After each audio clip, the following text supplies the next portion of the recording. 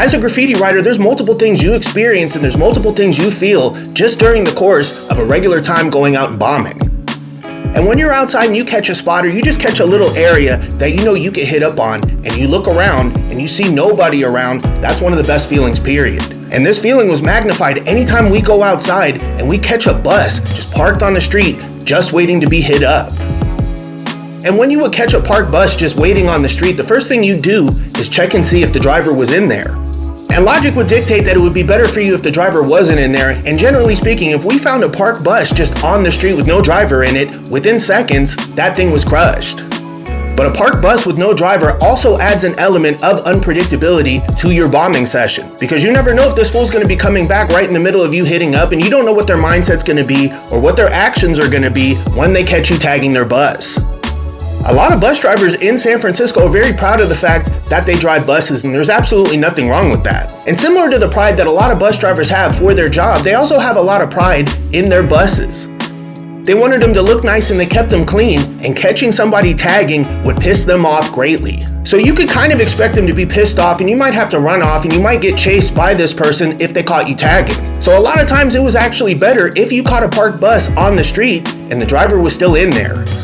Just like anybody else, bus drivers need breaks, and it's a very stressful job, and they need to take some time away and just kick it and just relax their minds during the course of doing their jobs. And if you caught a bus driver slipping like this, as long as you didn't make any big movements, as long as you stayed in those blind spots, you could hit up for as long as you wanted. And we all figured this out pretty quickly, and we caught enough parked buses slipping on the street that we came to understand the mindset of the person in them. And the main place that I can expect to catch a parked bus around my way was 30th and Mission. 30th and Mission usually had a lot of people down there. It's a pretty busy intersection, and it was kind of hot to be doing anything down that way. But at the same time, a lot of people didn't want to get caught up in the mix, and people would get robbed there in broad daylight, and people wouldn't intervene, people wouldn't say a word, and folks just wanted to stay out of the way. They wanted to stay out of the mix and not have any negative consequences associated with playing hero.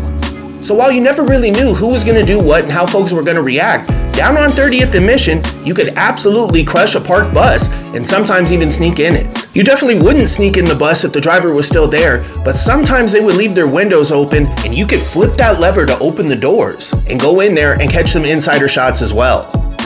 And the only times I ever went inside a parked bus, I was only in there for a couple of seconds because I was just too damn paranoid to really just stay in there and crush it. But a lot of people really didn't care, and they didn't care if the bus driver caught them inside the bus or outside the bus or even on top of the bus. And when it came to the most prestigious spots to hit up on a bus, like the front part of the bus, especially that front window, if you caught that bus slipping on the street, it made it all the more easier. And even if these spots would only run for a couple of days, they were still worth catching and they were worth the risk. And at the end of the day, I only know one person that ever got chased on 30th and Mission, and that was the homeboy K. And anytime I would ever see a bus parked for more than a couple of seconds, I would get super excited, and I would just be on autopilot walking over to that thing with a marker in my hand, ready to hit up as much as I could.